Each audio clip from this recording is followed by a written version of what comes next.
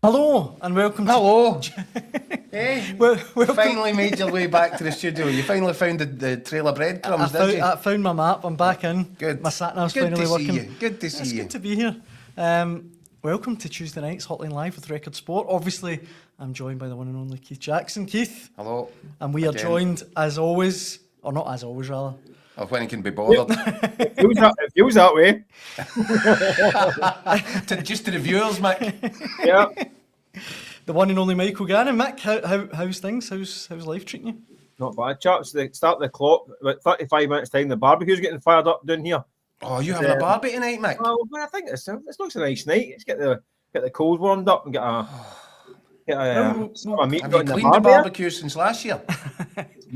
No. It's first of the year. I think that's the first of the year. But No, doesn't matter if it's that's 11, what I did. 11 degrees, the sun's out. No, listen, we won't.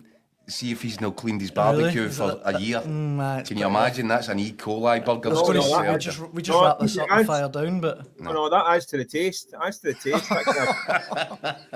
pumped steel kind of taste. But that's what brings the flavour. A hot dog with extra E. coli. Thanks, Mick. Sounds Lovely. magic.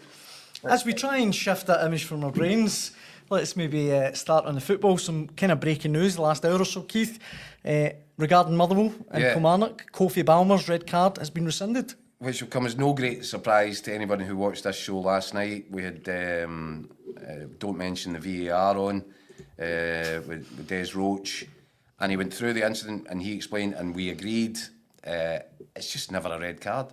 And I think Des is quite right. There's two aspects to this. One, why is Andrew Dallas getting involved needlessly? Doesn't need to. Two, why is the referee, is it Matthew McDermott, isn't it? Matthew McDermott looks to me as if he's terrified of whether it's the voices in his head from VAR or whatever it is. He looks terrified. And he's conceded twice to VAR on Saturday. And I'm not sure he should have done on either of them. Mm-hmm. I think he called them both correct first time around. So he's been made to look like a bit of a fool here because VAR has been stitched up a bit. Yeah, you're just needlessly getting involved. Aye. I also have to say, Motherwell are raging, right? And you've got a statement from them, and they're raging. There's an element here that I'm a little bit caught between two places here. Yes, I can totally understand. If Motherwell win that game at Kilmarnock, they would be 2 points ahead of Hearts going into the final game before the split against Hearts at Fir Park. A draw does, and they've got top six football. Yep. No wonder they're raging. I'm actually, though, on their behalf, a little bit upset with their manager, who was saying, once we went down to 10 men at 1-0, down against Kilmarnock, that was it, the game was over. Just surrendered it, aye. Well, that's not the way it works in Scottish football, Michael. You don't accept, even though you're a man down and a goal down, you've still got 70 minutes to do something about it. So I think that I wonder what sort of message was getting sent out from the manager. Nobody's blameless in any of this, but quite clearly Motherwell have an issue, and rightly so, with the sort of refereeing and the officiating that left them in that position. But they should have an issue with the manager, because if he's transmitting to the players that the game was done at that point, then that's not great either. Well, look, before I bring you in this, Mick, and before we kind of look at the Motherwell statement, why don't we hear from a resident referee, Des Roach, hear what he had to say on the subject on last night's show? Twice for this now. I know, probably. Kofi Balmer's red card at Rugby Park on Saturday. Des, talk me through it. That's a good picture. It's a very good picture. Right, I'm going to strip it back here. Right, football's a physical sport. It's a contact sport. Kofi Balmer, in my opinion, and people may disagree, but in my opinion, Kofi Balmer has done the only thing that he could there. He's went for a challenge to clear the ball. It was in the defending third for Motherwell. He's won the ball. He's kicked through. His leg's got to go somewhere. And I'm sorry, but do you know what, guys? You're going to have a wee bruise now and then. It is a physical sport. I don't think for a minute it was serious foul play. And I have no idea why Andrew Dallas got involved to bring Matthew McDermott across to issue a red card. I think that was absolutely shocking. Well, why are they doing it? I mean, look, two things. First of all, you mentioned with the James Wilson one, it was a straight leg. I think Kofi Balmer is guilty of overextending his leg a little bit. I know what you mean. Where's it supposed to go? But he did straighten it out. But I wasn't delighted with that. But I wonder... do you know what I actually think? I wonder if this was a reaction to the Merseyside derby and the James Tarkowski. That our guys were on red alert for trying to see something similar and maybe seeing what wasn't there with that, because to compare the two of them, it's quite ludicrous. Yeah, I don't think... And I know we also spoke about it during the week, about the Tarkowski one. The Tarkowski one was premeditated for me. Yeah. He knew exactly what he was doing. He had intent. I don't think for a minute Kofi Balmer's went there with intent. I think Kofi Balmer's intent was to clear the ball, to let Motherwell set back up, and his leg has just happened to go through. You can't pull out of a tackle, or you can't pull out of striking the ball when it's going there. It's unfortunate that it's made contact with the Kilmarnock player, but these things happen sometimes. Not every physical contact is a foul, and not every physical contact is a red or yellow card.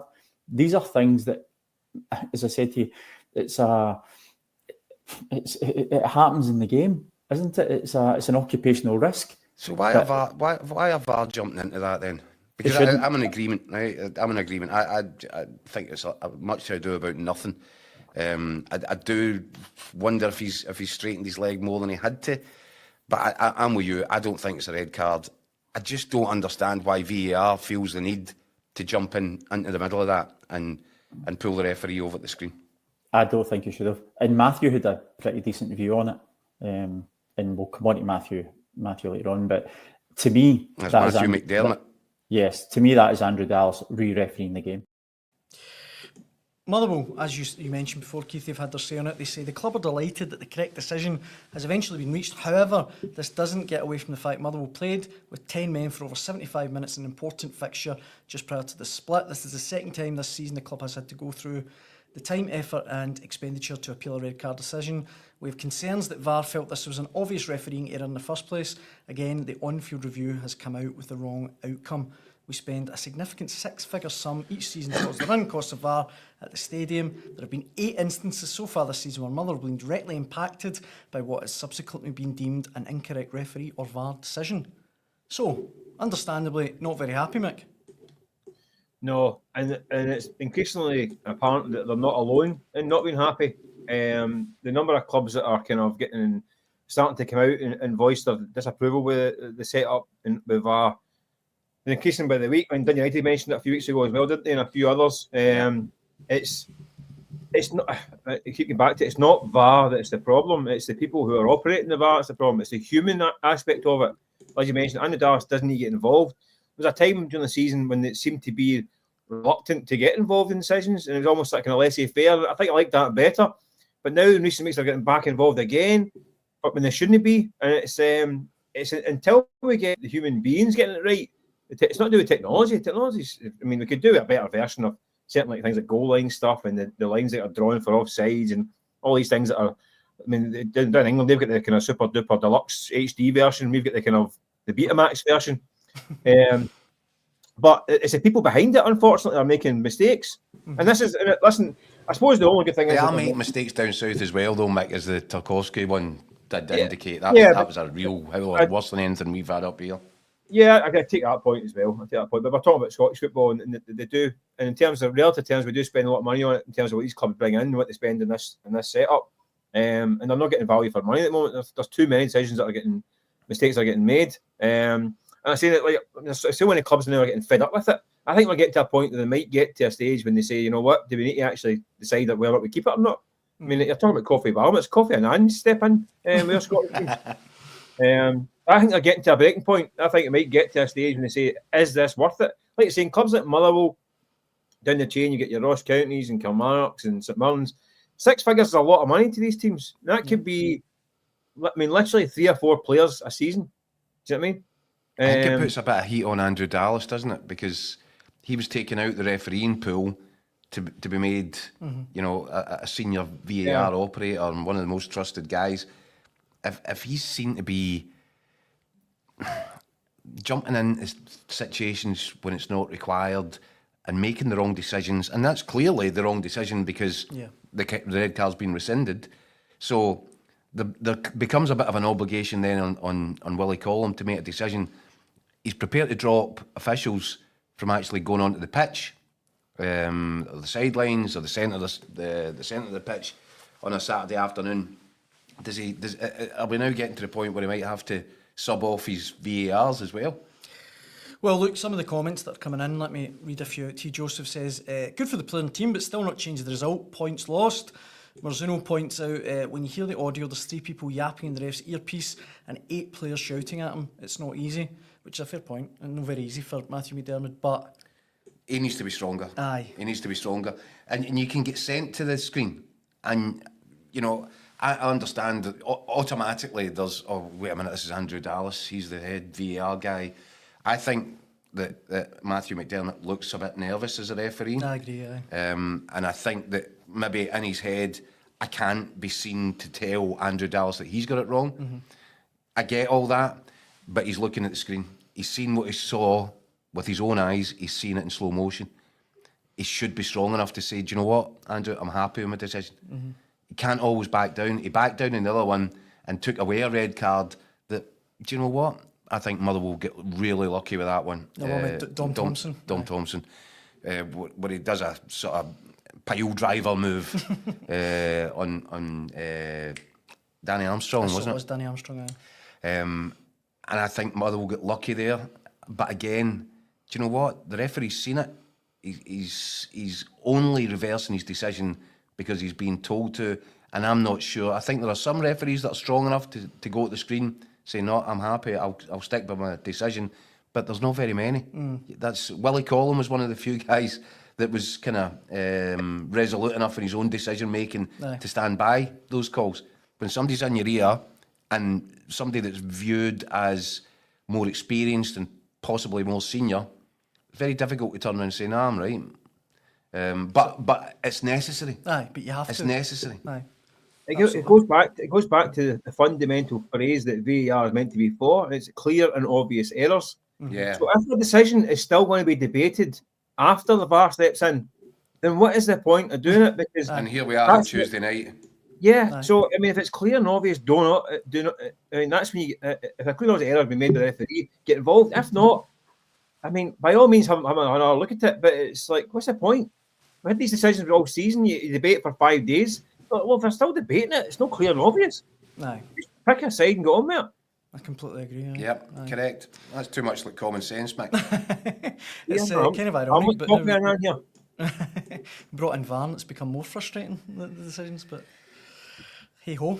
Right, elsewhere. I was never going to be plain sailing, was it? Never, no, certainly not. But our guys are making it harder work than it has to be. Aye, no, I agree with that. Elsewhere, Celtic, Keith.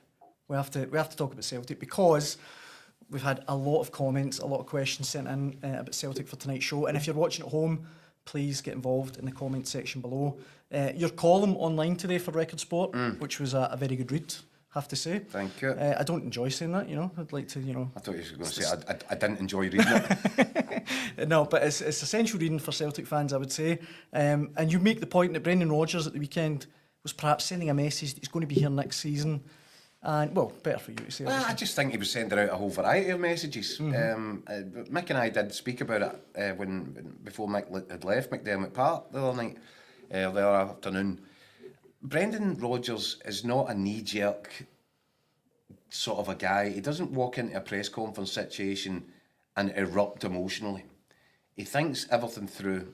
If Brendan Rodgers is saying something, and not just saying it once, but you see it in the aftermatch interview with Broadcast. He says it again in the aftermatch interview with the full. So on 2 or 3 separate occasions, Brendan Rodgers will have microphones and he sticks rigidly to whatever it is that he's chosen to say. Brendan Rodgers was sending out messages to his own players at the weekend, which is not good enough, won't tolerate it, get your fingers out. Because he wants to end the season on a high. As Mick said after that game, you know, what Celtic can't afford to have is the dullest, most miserable funeral march to a treble in the history of Scottish football. They deserve more than that. They've worked really hard to put themselves in this position. They deserve to go out with all guns blazing, wrap up the title in style, win the Scottish Cup, and put 3 trophies back in the cabinet. That's what they deserve from the season. And what Brendan Rodgers was doing, in my view, was just reminding some of these players this isn't going to be acceptable. Mm-hmm. What he also very subtly threw into his complaint was that these are problems that he'll address in the summer. So I think what he's saying there is, look guys, I'll be going nowhere. I'm not sure you'll be hanging around, but I'll be back. And I think there's an element of that because you do see Celtic fans, and Michael has brought this up previously, that he's got 1 year left in his contract. Is he getting itchy feet? Are we getting another Leicester scenario? And I think that Brendan Rodgers is sending out Morse code messages there. I'll be going nowhere. Whether or not you're staying around for the ride, well, that's now up to me to determine. But you need to raise your levels between now and the end of the season. And I think that, I put it this way, I think that message will have landed firmly where he wanted it to land. Yeah. The players will get it, the fans will get it, and he'll maybe light a fire in a few bellies. Because I think there's a bit of an overreaction, if I'm honest, among some Celtic supporters. You know, there's a lot of gnashing of teeth here, and where's this going wrong? And that's what I was trying to say earlier. Look, there is no need to panic. The league is in the bag. You will win the Scottish Cup. There will be a treble to celebrate, and Brendan Rodgers will take the team forward again next season. But that's why there's no need to panic, because they've got Brendan Rodgers. This doesn't go unnoticed. He's sent out all the right messages. He's an experienced guy. He's been over the course and distance. You'll see a reaction from Celtic from here on in, and it'll probably be exactly the reaction that Brendan Rodgers had in his mind's eye when he took a wee minute to compose himself before working out exactly what message he sent out at McDermott Park in the aftermath of that game. Mick, as Keith says, there's plenty of kind of upset Celtic fans, and let me read a few comments to you before I bring you in. Hoopsholic says they took their foot off the gas long before Christmas. I actually thought it'd come from Brendan after a frantic first few months. This one here from Gilbert, he says, we've dropped 14 points so far in 2025 and we'd be in serious danger of an historic title capitulation if there were any team worthy of competing with us. Yeah, no, but there's not, and that's the point. The point is that Rangers are in no fit state, and that mentally, I don't care who you are, you're a human being. It's very difficult to recreate that extra edge, that adrenaline rush that you need when you know you're going fighting tooth and nail against somebody else. Celtic don't have that, and you can't artificially create it. Even Brendan Rodgers can't do that. He could do many, many things, but he can't artificially recreate how that feels and the extra edge it gives. So, yes, I hear all this, and it is true that they are losing points, but they're still 13 points clear, and the players know that. And Brendan Rodgers, I think, his messaging there was just, look, guys, we all know that you've taken the foot off the gas. Let's do something about that between now and the end of the season. Well, John points out, Mick, if the points gap are close at the top of the table, Celtic went to higher gears. The lack of challenge at the top is part of it. Marzuno says, huge overreaction. We hit 9 shots on target straight at the goalie. All those chances had to be created.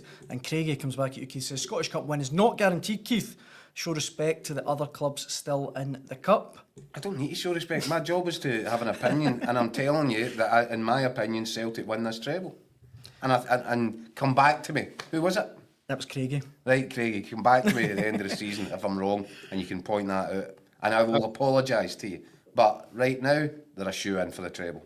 I kind of agree with the point the guy made about that. If the gap wasn't as big, would they have dropped these points in 3 games, 3 defeats in 6 games?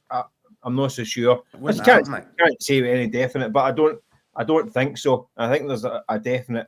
I don't think it's an intentional taking the foot off the gas. I think it's more a mental thing, subconscious. I also think, I know you know how Brendan Rodgers works, and he does motivate his side in different ways. He sets them targets, and I think he was getting in his mind that I think we got to Christmas. I think he would have been thinking about another invincible season. And at that point, he'd only dropped 2 draws in the first 21 games. They went to Ibrox. I think at that point, it hadn't got to the point yet it was relevant to ask the question just yet, because it was still 16, 17 games to go. But when that went, something kind of went from the balloon a wee bit. And then after kind of Munich, there's definitely been a bit something missing with Celtic. But that gap's remained all the way through. So the lack of jeopardy has taken the edge off them. There's no doubt about it. And I think also, which is another factor, is that the squad is Celtic. The last 3 or 4 years, squad's been huge, right? I mean, 30 odd players. This year it's quite light, and they're relying on the same guys week in, week out to do the business. And I think it has taken its toll on these guys. And they've done it pretty much. You go back to kind of January last year, and they kind of sprint for the line last year, and then they started this year. They've had 12 months of the same guys week in, week out producing the goods. Guys like your Dyson Madas and your Coons, McGregor, and Carter Vickers, Alistair Johnson. They've been at it every single week. And there's been a bit of a drop-off, and maybe it was inevitable because, a lot of talk about squad rotation. You look at the bench against Rangers the other week when they lost at Celtic Park, it was very light. I know there are a couple of injuries, but it's not a massive squad packed full of in-depth quality, really. And I think that's what he's talking about this summer. I think he'll want more in terms of pushing for the starting 11, but also in the squad to give himself a chance that he can maybe rotate a bit more and have guys that he can come in and rely on and not have to kind of send out the same guys week in, week out. Here's a Dyson Maida, who's, by the way, had a bad game at the weekend, but he's been amazing pretty much all season. It's the first time his batteries look to be running low. Well, at some point he'll hit the wall because he does 2 jobs a game, basically. I mean, at the moment he plays centre forward, and then when Jota tires after an hour, he goes into the wing, does another job. So he's not getting the break after an hour he used to get in this Celtic historically in the last 4 or 5 years. The attacking players do the job for an hour, then get replaced by other guys. Not happening at the moment. Clearly, Brendan Rodgers not really fancying Adamida at the moment. For whatever reason, he's not really fancying him, so he's not getting starts. He's getting there, but bare minimum minutes in the pitch. Even at the weekend, they're chasing a goal. He came on, didn't really do an awful lot either. So it means a lot of the same guys are getting hammered every week. You look at Kuhn, his form's dipped big time. But it might be that these guys are starting to run in fumes a wee bit. So they're running the fumes and have no jeopardy. The one thing that I'm more going along the lines of the lack of jeopardy, because I think if you rewind and you watch these shows back at the start of the season, we were probably all talking about what a strong squad Brendan Rodgers had put together now, because he was able to bring in players of quality. He was able to sign players at £11 million. He did have options all over the midfield, and Engels and Paulo Bernardo and McCown to come in when you've got already your Hitatis and Callum McGregors. I think every single one of us would have said at the start of the season, this is starting to look like the sort of squad that Brendan Rodgers had in his own mind. Yeah. With increased quality all over the place, and this ability, and we've mentioned it I don't know how many times, the ability to make changes, to drop players in and out without a drop-off in the quality, which wasn't there the previous season. So I don't know how many times we can keep going back to the same well, Mick, and saying the squad's not big enough. Well, I think in terms of quality, I think the lack of a striker in January was that's nonsense. Bad planning, though. That was nonsense, really. I mean, letting Kyogo go with no replacement lined up or over the line was crazy. And I think they are feeling the effect of that now a wee bit. And it's a lot of burden put on Maida's shoulders. I think, obviously, the left back issue, we kind of thought there might be a chance of them getting Tierney in at some point. They bring in Jeffrey Sloop. It's been okay. I mean, it wasn't great at the weekend. I don't think he's set the heather on fire, really. I still think Greg Taylor's a better player in terms of what he brings to that team. I think I can understand why he's not in the team at the moment, because obviously he's kind of seen out his contract, and maybe that's viewed as a kind of a negative in terms of his. I'm not saying his work rate desire, but he's worried about half an eye on the future, which is obviously natural if you're on your way out. The next contract is very important for him, but I'd still play Greg Taylor. Jeffrey Sloop's in the same position, Mick. Yeah, he is. But I just think Greg Taylor. He's a free agent man without a contract at the end of the season. Greg Taylor's been a serial winner for 6 years. Yeah. So I find that a bit curious myself. Yeah, I think Taylor would be my choice of fullback, even if it's getting regarding the situation. I mean, Sloop's playing for his future as well, I suppose. Whether it's a Celtic or somewhere else, I think he'll be all right no matter what. I think, will Celtic take him a permanent deal? I don't see it myself. I think it's too much money for what he brings. Decent enough, but a lot of money for a kind of backup. I know. There's also been talk about Kieran Tierney's how many games he can play throughout the season, but I think he might surprise some people. But yeah, I think there's work to be done. I think Rodgers knows that as well. There's still work. He mentioned it this summer. which means that he knows there is work to be done in the summer. And they need to do it quick this year because they've got a qualifier end of August. So they can't do their usual hanging about to the last week in August to make signings. They have to be in the building for as quick as possible. That means pre-season training, bedding them in, get them organised. This mucking about to the last few days of the window isn't going to cut it this year because that qualifier is arguably the biggest game of next season. Let me hit you both with a few more comments from Celtic fans. Plenty to get in touch, and please do so if you want to get involved in the conversation. We spent almost £30 million on Engels, Ida and Trusty, and you could argue all three simply aren't good enough. I'm worried about the idea of handing Rodgers another war chest this summer. Wow, see, this is what I'm talking about overreactions. That seems quite... This is crazy. Aye. Our old pal Gianni's been in touch. Says Greg Taylor, another point at the team, they had to upgrade some of the most recent seasons. They ended up with Scales, Ralston and Taylor at the back, which is not good enough for that level. That's three good servants that just reeled off, by the way. Three guys have done a really good job for the club over a number of years. I know. Just I agree. Completely brushed aside. Aye, brushed aside. Well, that's what Gianni does. He's that sort of a guy. Yeah. He's quite rude. Rangers easy okay. Says, as much as it pains me to say that was different this time last year. We had it in our hands and jolted at Dingwall and Dens Park. If it was tight again, Celtic would go over the line. It's their mentality. And Martin says, Celtic don't play meaningful games in the SPFL and haven't done for such a long time. It's no wonder complacency is set in. You'll see the real Celtic in the semi-final and the final of what matters now. Do you think that's fair? Yeah, and that's what I fully expect, and that's why, although I'm being accused of showing a lack of respect, we saw what happened. Aberdeen went to Celtic Park in the league earlier this season, took a draw. Celtic took great exception to that, and then absolutely ran riot against them in the League Cup semi-final at Hampden. I fear it could be a long afternoon for St Johnstone that one. I don't think it's a complete formality. I think once she dropped in that gear, albeit subconsciously, it's hard to get it again, and that's why Rodgers has went full. That's what the messaging was, Mick. Yeah, but he's had to. That's the whole point. He feels he's had to go with 2 feet because he sees the warning signs and knows that it's not a formality because this team has mentally dipped a gear, either intentionally or unintentionally, and they need to find it again because it's not a formality. That's the whole point. If they can lose it, it's in Johnson. Listen, at the moment, the worst team in the division, bottom of the league, first time they lost the bottom of the league in 20 years. If they can lose there, then they can lose anywhere, and if the mentality is not right. So that's why he's been out with all guns blazing, because he can't afford that again. There's work to be done. Gianni Keith follows up by saying, who's the three winners of the 3 European competitions this season, just so we can bookmark it in? I think that's in reference to you saying that Celtic have already won the Cup. You need to give me a bit of time for that. I mean, obviously Liverpool were going to win the Champions League, but I've had to revise that. I think PSG are a shout. PSG, aye, it's a good Anybody shout. that puts that Liverpool side in, PSG were really impressive. Aye, they're really good.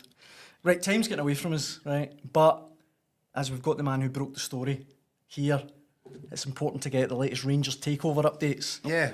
There's been plenty of rumours going around. I think some Rangers fans are getting a little bit impatient at how long it's taken. Yep. Understandably, perhaps. Yep. But and there's a lot of other kind of meddling going on, isn't there? And suggestions that the thing's not going to happen and it was never real in the first place.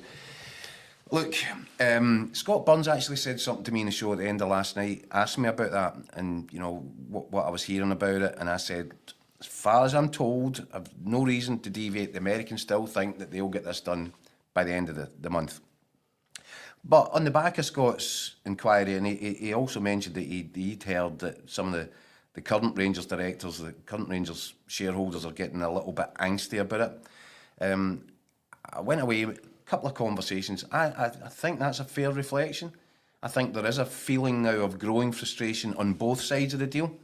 I think the guys that are looking to sell are wondering why the money's not dropped into their bank balance yet. And I think the Americans are feeling that some people around the table are being difficult to deal with. But it is a really complex deal, and it has been from the start. And we have said that, and I'm pretty sure that what I said last night remains the case. Basically, the thing disappeared down a legal rabbit hole at this point, and then it does take forever for contracts to go through, for the legal team to sign off and everything. And there might be some issues that are coming up that people didn't expect either. There might also have been people around the table saying, yep, this deal can be done in 10 minutes. And it turns out that deadlines that people thought were set in good faith haven't been met. I'm guessing it's something along those lines. But I still come back to the fact that I think Andrew Kavanagh believes that the deal can get done before the end of this month. I'd actually go a bit further than that, as I've said previously. He better hope that he gets it done before the end of this month. Because if he doesn't, Rangers are going to run out of time to get themselves in any sort of decent shape for next season. And the whole point of a takeover is to say there's better times coming. If Rangers don't address the situations that they've got inside Auchenhowie in terms of players that need to be moved on and players that need to be recruited, and if they don't do that recruitment properly, if they do a sort of, I don't know, a job that's not thorough enough. I think there's a whole bunch of players in there. This is what I'm getting to with that. I think there's a whole bunch of players in that place just now that might have looked good in data or on YouTube. Or I think that Rangers need to go back to a more old school approach. Yes, use everything that you can get in terms of helping inform you when you're making these decisions. You need to sit down with people. You need to look them in the eye. As Barry Ferguson keeps saying it takes more than just being a good football player to be a good Rangers player. There's a whole lot more required. Rangers have allowed to drift away from that. It's one of the reasons that I keep saying, if I'm the Americans, I think you could do a whole lot worse and give Barry Ferguson 12 months at this and just say, look, do you know what? We've got so much work to do here in terms of getting this takeover completed and doing everything else around the business side of it. Club, any chance you can just have a year here? Because I know for a fact if you put Barry Ferguson into that situation, he won't take a chance on somebody else's recommendation or on, you know, what a player looks like. He would want to sit down, look them in the eyes and get a real feel for, do you have that, I don't know what you want to call it, X factor that is required for players specifically at Celtic and Rangers. There's a whole load of weight comes on their shoulders. Really unique environment, both unique environment. And I think that Rangers have just drifted so far away from understanding that basic fundamental principle that they've ended up with this dressing room that even Barry Ferguson and his helpers that are 4 wee radiators in there, they're struggling to reconnect and re-enthuse these guys. They shouldn't really need enthused. That tells you there's a character flaw there in the first instance. And I think Rangers really need to be careful. So yes, I think there's still work to be done. We're getting the takeover over the line. Even if they get it done by the end of April, I think they're in a really tough spot then to turn things around in time for the start of next season, to make themselves competitive for next season. So time is definitely of the essence. And I can understand why frustrations are starting to creep in. What I would say is I'll be very interested to see Andrew Kavanagh, having been in Istanbul for Fenerbahce in the round of 16 away tie, then travelled to Glasgow for the home leg of that, stayed around, went to Auchenhowie, went to Celtic Park. If Andrew Kavanagh hasn't got himself in a plane to come over for the quarter-final against Athletic Bilbao on Thursday night, I'd find that curious. Slightly curious. I'd find it curious, and I would definitely expect, even if he can't make it over for whatever reason, the sort of the rest of his consortium, there was three guys staying with him in Glasgow for that last round. You would expect at least part of the consortium to be present and front-facing at Ibrox on for Thursday such a huge game, Yeah, 100%. You would. Mike, what do you make of the current state of Rangers, I guess? Well, in terms of takeover stuff, everyone, I think Rangers fans are just chomping at the bit, aren't they? They just want to get some sort of resolution, get the new hierarchy in place and get going again. But in the meantime, obviously the game Thursday night is occupying their thoughts. A cracking European tie, isn't it? I take his point. The sooner it's done, the better. I mean, the time is ticking on, and with every passing week, I can understand why nerves will start to get frazzled. Kavanagh's been at this for 5 months now, mate. Well, that's the thing.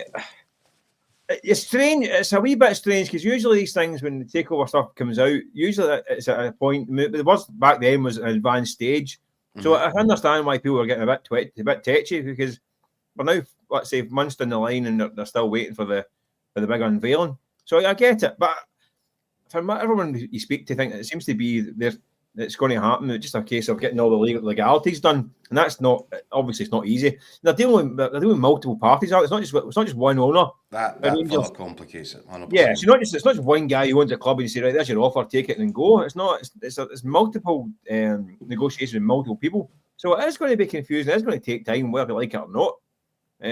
So I suspect it is going to rumble on, and people just need to be patient, which is not a commodity that's in great supply in Scottish football, is it?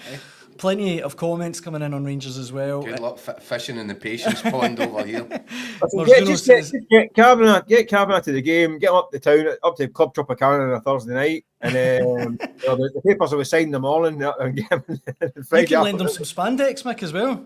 Okay, I'll show him a few sites in Glasgow. you do have personal experience of Club Tropicana, Mick. Sub Tropicana is more like it. Marzuno says... We're dangerously straying into ground that shouldn't be trodden upon here. 6 in a row on Thursday. It's almost impressive. He's obviously referring to Rangers' current losing streak at home. That's followed up in the comments here by, if I can find it, Alistair, who says, if Rangers had won their last 3 home games, we'd be just 4 points behind Celtic with an Old Firm game at home to play. We really could have won one of the most memorable and incredible titles in the history of Scottish football. Of course, comes back to what we mentioned earlier. Celtic put the tools away about 5 weeks ago. If the mentality if your grandmother had wheels, she'd be a motorbike. Rangers Easy OK says, one of the first things this new team needs to do is get rid of the wage thief in goals and the wage thief up front. Fergie has no chance of the job with Butland and Dessers leading the line. They're beyond useless. And just while we're talking about the potential team for Thursday night, this one here says, from Roy, can Ferguson please explain why he's never started Hadji? I really fear for Rangers against Athletic Bilbao. It could be a very embarrassing night. Did he not start Hadji in one of his first games, maybe Kilmarnock away? I think he might have done. I think there's a problem with Hadji a little bit, as much as I've kind of said from the start of the season that, he's been treated horribly and, it makes no sense. I think Hadji might have got himself into the mental position now that he's halfway out the door. He's not been offered a new contract. The club seem in no rush to try and speak to him about numbers. So if he's not fully committed, and you've heard the way that Barry Ferguson has been speaking in recent weeks and recent days since the game against Hibs, he's even gone to the point now saying, look, what we put out there might not look pretty, which is his way of saying he might have to sacrifice talent for grit, determination and hard work and honesty. So that's going to be interesting when you factor into what does his lineup look like on Thursday night. I've got my own ideas, but I'm sure that Barry Ferguson will have, his ideas matter more than mine. He seems to have invested a bit of faith in Dessers. He must be impressing him on the training field. I just don't know. Listen, do you know what I feel? I feel Rangers are really going to have their work cut out against this side. This side's sitting 4th in La Liga, really talented. It's got a really good defensive record. What does that tell you? It tells you chances are going to be hard to come by. Now, Dessers was outstanding for Barry Ferguson away to Fenerbahce. So you look at that, can you get that? But that's a once in how many games you want to throw at. Game almost. So what your knowledge of Dessers tells you is the chance conversion rate ain't great. Rangers might only get 3-4 chances, if that, on Thursday night. They're going to have a striker in there that doesn't need 8 chances to put one away. Well, just on that, William... So I think that's a big call. William writes in saying in his last 14 games, Igamani has 1 goal and 0 assists, and in his 14 games prior to that, he banged in 12 goals with 3 assists. What is going on with him? Why the severe downturn? Something we touched on recently. regarding Ramadan, perhaps? One thing I would say is he could have had 7 assists from Aye, Den's part that's a if very Vessels good- had put any chances away. Very good point. But yes, I think that was an issue. I think that Egeman was really, he's a devout practicing Muslim. There are some who are less strict in terms of what they're prepared to consume throughout the course of Ramadan. And Egeman's a big boy. He likes his scran. Sure he does, eh? Who doesn't? And I don't think he was. So I think his energy levels were really affected. Understandably. Really affected in a way more so than others. And that might factor into this recent sort of dip. But he's out of that now. I'm sure that he's He'll be back to his best. back fully nutrient. And, I know how he feels here with my barbecue. Well, before we let you go, Mick, to dip as well. let me throw this at you before we let you go. Rangers best performance in Europe, and it's been that way for years. There should be no fear. The records speak for itself in the Europa League competition. As a Celtic fan, I actually, and he just mostly for the coefficient reasons, wish them well. Mick, do you hold much hope for them on Thursday night, Rangers? Weirdly, I do. I think the complete weird and wacky contrast between their domestic form and the European form could kick in again. Listen, this is a bit of a serious test, and they're playing against a right good side who are. I mean, they've got the motivation of having the final in their home gaff as well, which I don't think helps Rangers. But weirdly, I think the way they play might actually kind of suit Rangers to a point. I mean, they're obviously they're wide men. They've got the Williams sisters, we all know about them and all that.